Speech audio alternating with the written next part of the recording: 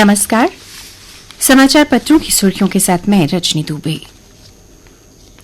मुंबई में पीएम नरेंद्र मोदी ने कई परियोजनाओं का शिलान्यास किया। उन्होंने कहा, हमारी सरकार ने बीते 3-4 वर्षों में 8 करोड़ रोजगार दिए हैं। भारतीय रिजर्व बैंक की हालिया रिपोर्ट के इस खुलासे ने झूठी धारणाएं गढ़ने वालों की बोलती बंद कर दी। मुंबई में 29,000 करोड़ रुपए की ढांचागत विकास परियोजनाओं की आधारशिला रखने के बाद पीएम मोदी ने कहा, कौशल विकास व रोजगार देश की जरूरत है। हमारी सरकार इस दिशा में काम कर रही है। मुंबई में इंडियन न्यूज़पेपर सोसाइटी सचिवालय के उद्घाटन पर पीएम मोदी ने कहा, समाचार पत्रों की भूमिका विकसित करने की यात्रा में बेहद अहम। भारतीय प्रकाशकों को वैश्विक उपस्थिति बढ़ानी चाहिए। उन्होंने प्रकाशकों को सलाह दी कि वे अपने प्रकाशनों का संयुक्त राष्ट्र के देशों में बोली जाने वाली भाषाओं में अनुवाद करने पर विचार करें। सीमांत गांव में पलायन रोकने के लिए रोजगार के अवसर बढ़ाएगी सरकार, कहा गृह मंत्री अमित शाह ने।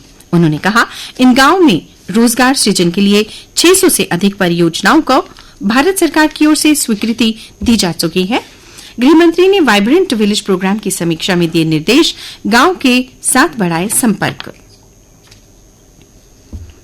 केंद्र के आम बजट में जम्मू कश्मीर के लिए बड़ी घोषणा की उम्मीद।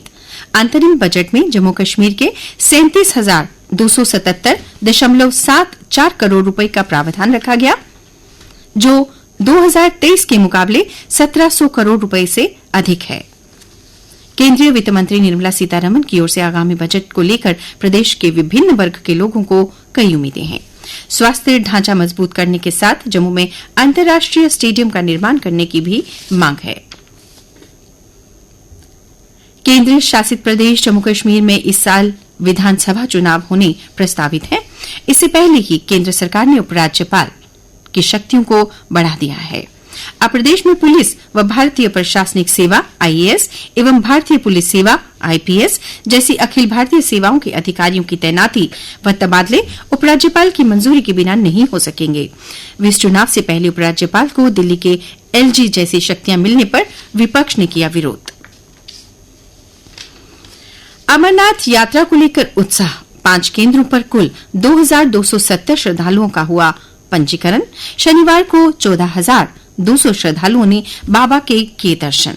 अब तक 2.93 लाख भक्त हो चुके नतमस्तक। आज 3 लाख का आंकड़ा पार होने की उम्मीद। ट्रांसपोर्टरों को राहत। 8,000 आरसी परमिट और ड्राइविंग लाइसेंस नहीं होंगे सस्पेंड। ट्रांसपोर्ट सिविल सोसाइटी ने एलजी के समक्ष रखा था ई चालान का विषय। इस विषय पर उन्होंने डिफकॉम से भी की थी मुलाकात।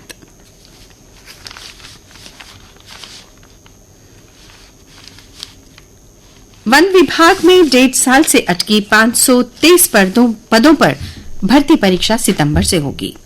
जेकेएसएसबी ने संबंधित पदों के लिए शारीरिक व लिखित भर्ती परीक्षा का कैलेंडर कर दिया है जारी। उत्तर भारत में फूड, टेक्सटाइल और पैकेजिंग इंडस्ट्री का हब बनने जा रहा कठुआ। अनुच्छेद 370 हटाए जाने के बाद प्रदेश के लिए बनी नई औद्योगिक नीति का असर दिखना शुरू हो गया है।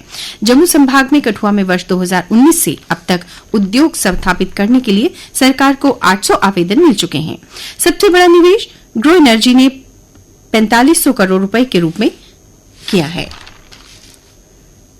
सिएटल में भारतीय दूतावास ने 2 नए वीजा आवेदन केंद्र खोले। यहां अमेरिका के 9 प्रशांत उत्तर पश्चिमी प्रांतों में रहने वाले भारतीयों की जरूरतें पूरी हो सकेंगी। गाजा पट्टी में इस्राएली सेना का बड़ा हमला, 90 की मौत। खान यूनिस पर हुए हमले में 289 फिलिस्तीनी घायल, 50 लापता, नरसंहार का आरोप। हमास के सैन्य कमांडर को बनाया निशाना। अर्जेंटीना ने हमास को आतंकी समूह घोषित किया। और अब अन्य समाचारों के साथ मेरी सहयोगी श्रुति अरोड़ा। धन्यवाद रजनी। 7 राज्यों की 13 विधानसभा सीटों पर हुए उपचुनाव में विपक्षी गठबंधन इंडिया ने बेहतर प्रदर्शन किया। 13 में 10 सीटें विपक्षी गठबंधन ने जीती हैं, 2 पर भाजपा और 1 पर निर्दलीय को जीत मिली है। जिन 7 राज्यों में मतदान हुए उनमें बिहार, पश्चिम बंगाल, तमिलनाडु, मध्य प्रदेश, उत्तराखंड, पंजाब व हिमाचल प्रदेश शामिल हैं।